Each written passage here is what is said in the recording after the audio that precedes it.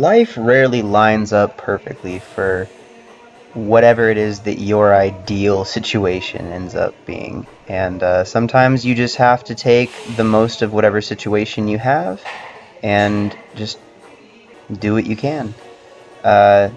This was one of those days, pretty similar to the Sunday workout where I did the deadlifts and was tired and didn't have a lot of time. All that not having a lot of time kind of added up together and presented a pretty challenging set of obstacles to overcome. Going into this session, I was coming off of two pretty intensive nights, very late nights with a lot going on. I had a paper to write and did a lot of stuff.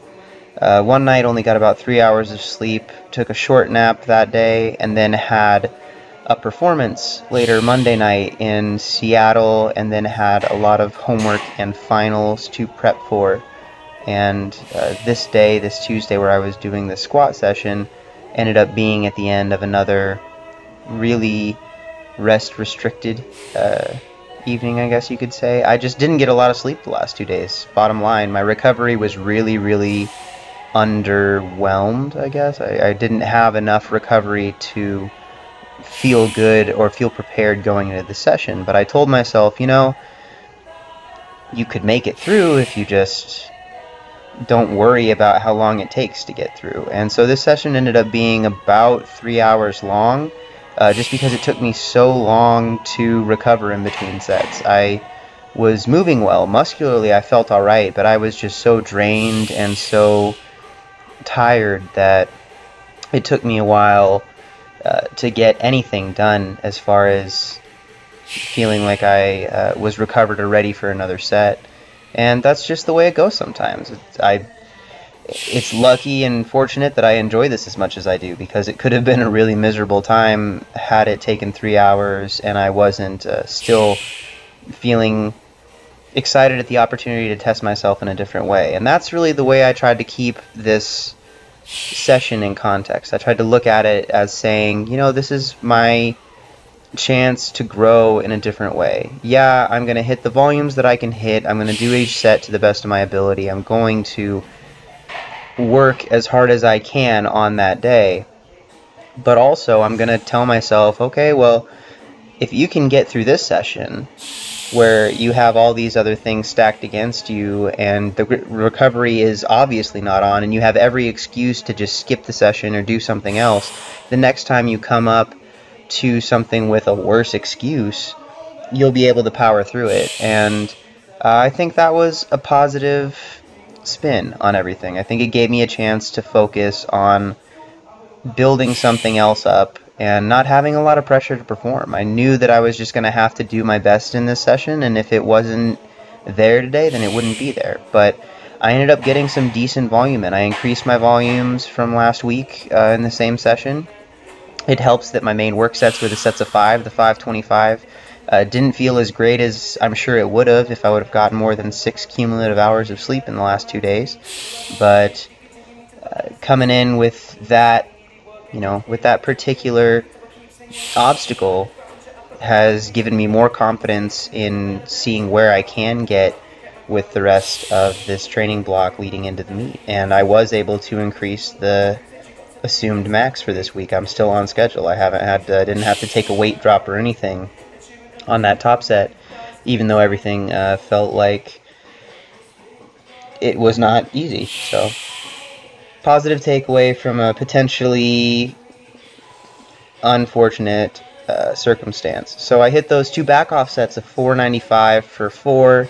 I thought about going for another one, but I only needed 2 more reps to get my volume in for what I had planned for this session initially, and I just put on 515 and decided to do those. That second one, I almost lost my balance, and that was kind of the point where I said, all right, I'm ready to move on to my benching. You'll notice here that I am wearing different wrist wraps. These are the Mark Bell Slingshot Gangster wraps, and those are actually, instead of my elbow sleeves, the Ray-Bans that I normally wear, those are the Slingshot elbow cuffs. And I really liked them in this session. You know, I guess shameless plug for Mark and Silent Mike. They sent these out to me a few months ago, and actually I think I used them one time, and it was really terrible, unfortunate timing because I pretty much went from that session or two that I even messed around with them to not using any kind of supportive equipment for an extended period of time. So it was kind of just inopportune timing, and I never really got a chance to use any of their stuff. So I decided to throw the gangster wraps on, try those. I really did like them. I liked them a lot. I liked the thumb loop. I liked the material of those wrist wraps, and I thought it was really pretty comfortable on my wrist. My other ones are getting pretty old and pretty dried out, so this was kind of nice. That's just a softer, more comfortable material, and it did a really good job of keeping my wrist stable. And those cuffs, I don't know. I'm still not completely sure how I feel about them compared to my elbow sleeves, but they were, you know, I didn't have any complaints. I made it through, and the benching felt fine. I think there was a little bit of assistance.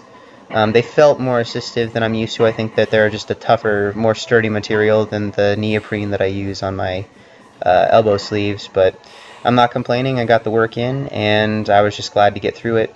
Top set was 315 for the set of 5, and then I backed off, did my close-ish grip benching, and I hit some sets of 6, and I think I put it at 78% of my assumed max for the week, and then I jumped up to this slightly over 80% for 295, and I surprised myself. I was only going to go for like a couple of triples there, and I ended up hitting a set of 5 and said, well, I've got 2 reps left to go, and so I will just go up to 305 and hit my last 2 lifts, and it was good. So this isn't a close grip PR, but I'd say in recent history my close grip hasn't felt as good as it did on this day. And so, good things all around. Also, if you check out those collars, I got some new, the Lockjaw Elite collars.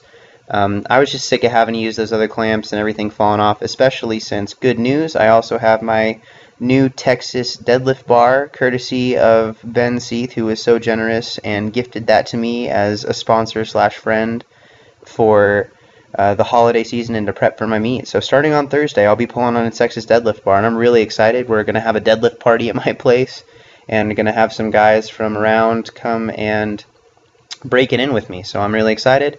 You guys checked out that tracking right there, so you could see kind of what the workout looked like. We did have increases on all the volumes. The relative intensity on the squat at least was up, and I think the bench is pretty close.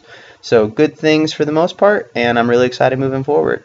Thank you guys for watching. I hope you enjoyed the video. Sorry it's a little long, but I just had a lot of footage because I did lots of stuff even though I wasn't feeling great. If you did enjoy the video, please leave a like rating, share it with your friends. Subscribe if you haven't, and if you didn't enjoy the video, go ahead and watch it another time. Maybe you'll change your mind and convince yourself otherwise. Until the next time, I'll talk to you later. Bye.